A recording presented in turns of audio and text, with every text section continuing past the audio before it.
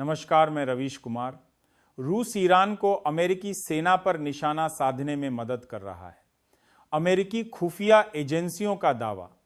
अमेरिकी अधिकारियों के अनुसार रूस ईरान के साथ ऐसी टारगेटिंग जानकारी साझा कर रहा है जिसमें यूएस वॉरशिप्स, एयरक्राफ्ट और सैन्य संपत्तियों की लोकेशन और मूवमेंट का डाटा शामिल है।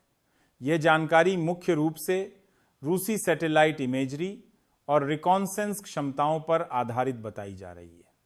अधिकारियों ने नाम ना बताने की शर्त पर कहा कि यह पहला मजबूत संकेत है कि मॉस्को प्रत्यक्ष सैन्य मोर्चे पर नहीं, लेकिन खुफिया स्तर पर ईरान की मदद करके संघर्ष में सक्रिय रूप से शामिल हो रहा है। क्या रूस सीधे हमले के आदेश दे रहा?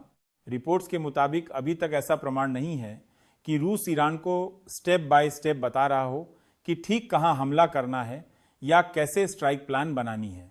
इसका मतलब यह है कि खुफिया साझाकरण का स्तर समर्थन जैसा लगता है, लेकिन कमांड एंड कंट्रोल रूस के हाथ में होने का सबूत अभी तक सामने नहीं आया। व्हाइट हाउस की प्रतिक्रिया। अमेरिकी व्हाइट हाउस ने सार्वजनिक रूप से इस रिपोर्ट को कमतर आंकने की कोशिश की और कहा कि अगर रूस खुफिया जानकारी भी दे रहा है तो भी जमीनी स्तर पर यूएस और इजराइल की सैन्य कार्रवाइयां ईरान की क्षमताओं को नष्ट कर रही हैं। ईरान प्रतिक्रिया एक तरफ रूस की भूमिका को कम दिखाने की कोशिश है, दूसरी तरफ घरेलू दर्शकों को यह मैसेज देना भी है कि अमेरिकी सेनाएं अभी भी नियंत्रण में हैं। मॉस्को की आधिकारिक प्रतिक्रिया रिपोर्टिंग के अनुसार रूस की ओर से इन आरोपों पर तुरंत कोई विस्तृत सार्वजनिक जवाब नहीं दिया गया, जो मॉस्को की सामान्य रणनीति है। इनकार या अनदेखी करना जब तक नैरेटिव स्पष्ट ना हो जाए। बस इतना जरूर हाईलाइट किया गया कि रूस ने इजराइल हमलों को ईरान पर अनप्रोवोक्ड आर्म्ड अग्रेशन बताया है, जो तेहरान के नैरेटिव से पूरी तरह मेल खाता है।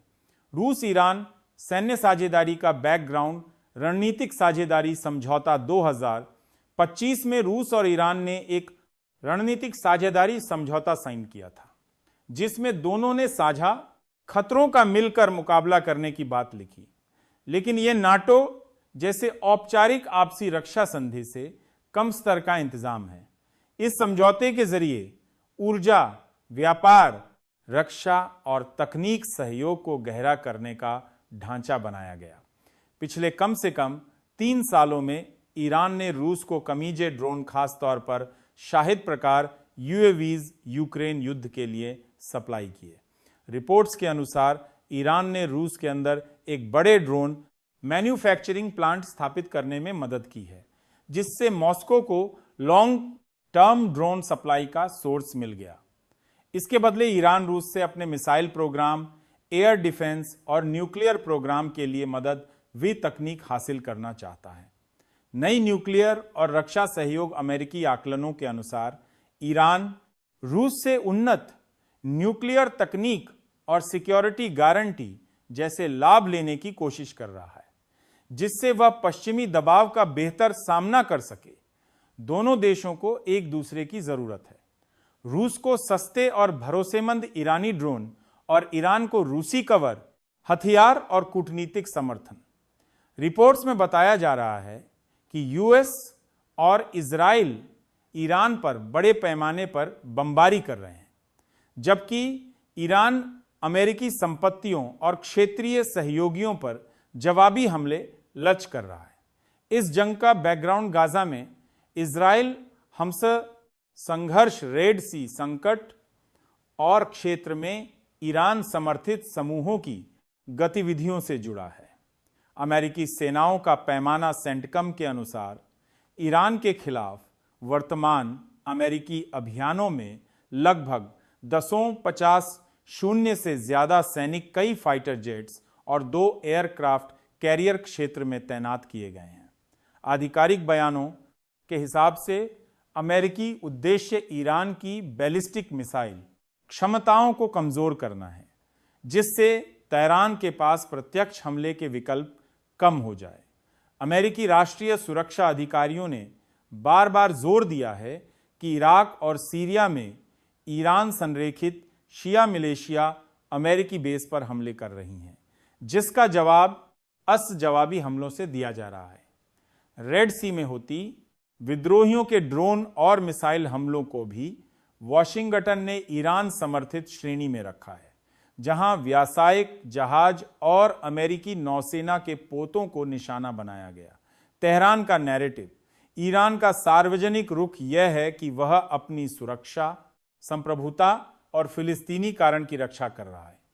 ईरानी अधिकारियों ने खुलकर कहा है कि रूस के साथ सैन्य सहयोग कोई रहस्य नहीं है, जो अप्रत्यक्ष रूप से यह संकेत देता है कि दोनों देश समन्वय को सामान्य बनाना चाहते हैं।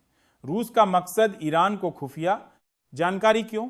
यूक्रेन मोर्चे पर दबाव कम करना। यूक्रेन युद्ध में रूस को पश्चिमी प्रतिबंधों और नाटो समर्थन की वजह से भारी दबाव झेलना पड़ रहा है। अगर मिडिल ईस्ट में ईरान बनाम संघर्ष बढ़ता है तो वॉशिंगटन को अपना फोकस और संसाधन बांटने पड़ सकते हैं। एक मोर्चा यूरोप में, एक मोर्चा मिडिल ईस्ट में अमेरिकी कैरियर, एयरक्राफ्ट और एयर डिफेंस सिस्टम जो सैद्धांतिक रूप से यूरोप या इंडो पैसिफिक में तैनात हो सकते थे, उन्हें मिडिल ईस्ट में बांधना रूस के लिए रणनीतिक लाभ है। इससे यूक्रेन मोर्चे पर नाटो की संभावित वृद्धि क्षमता अप्रत्यक्ष रूप से सीमित हो सकती है। खुफिया साझाकरण एक उच्च विश्वास वाली गतिविधि है। जब मॉस्को तेहरान को संवेदनशील सैटेलाइट डाटा देता है तो इससे दोनों के बीच रणनीतिक निर्भरता और मजबूत हो जाती है। भविष्य में हथियार सौदे, ऊर्जा प्रोजेक्ट्स, न्यूक्लियर सहयोग और कूटनीतिक समर्थन में यह विश्वास पूंजी काम आ सकती है। लाइक चैनल को, सब्सक्राइब